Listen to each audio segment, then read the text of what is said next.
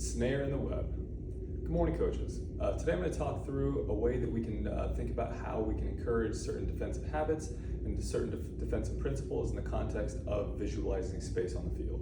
When we think of the game and we think of those core fundamentals of space, manipulating space, finding space, creating space, exploiting space in order to attack, invade, and score, while at the same time not allowing our opponent to do so.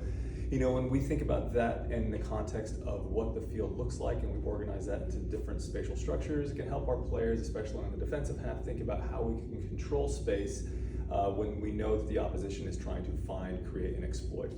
What I've got here is just a basic 4v4 setup, and it really can kind of just depend on how many numbers you have, but what I've done is organize the field into 4 quadrants. If I'm thinking about this in terms of the yellow team, I'm coaching the yellow team in the defensive half.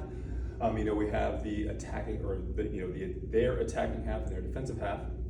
And I want to think, what kinds of habits do I want to encourage? We want to think real press, force them back, cut off line, maybe a couple others. But really, when I think about this, I'm thinking about what does this space look like? Which areas of the field do we want to prioritize?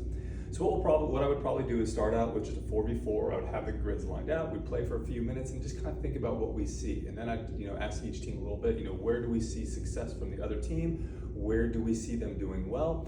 And just try to think about which area of the field do we see the opposing team being successful when they have the ball. And then after a few minutes, I might pause it, and based on what I see, go to the yellow team and say, okay, blue's going to have the ball, and from now on they're going to be starting out with the ball, playing it in either from touch or from the end line. What area of the field do we want to prioritize, and what habits can we reiterate for them in that context? So let's say we want to really encourage them to real press in the attacking half. I might say, for you, you're going to win a point not only for scoring, but if you can win the ball back in this quadrant right here, if you can find some real pressure, force them back into this space if they're in another quadrant, and win the ball here, you get a point. This is going to encourage them to think about what areas of the field do we see the opposing team being successful, and what areas of the field do we want to apply that real pressure, and how is that going to look given the context of our teammates and what kind of habits we really want to think about. This setup I have here with the quadrants is just one way of doing it. If you're focusing on something like cutoff line, instead of maybe these quadrants, maybe you're going to simply create some channels, and you want to work on forcing the ball into the middle where your support is. So, instead of forcing them back, force in the middle, cut off the line. Can we prioritize this middle channel as opposed to the outside channels?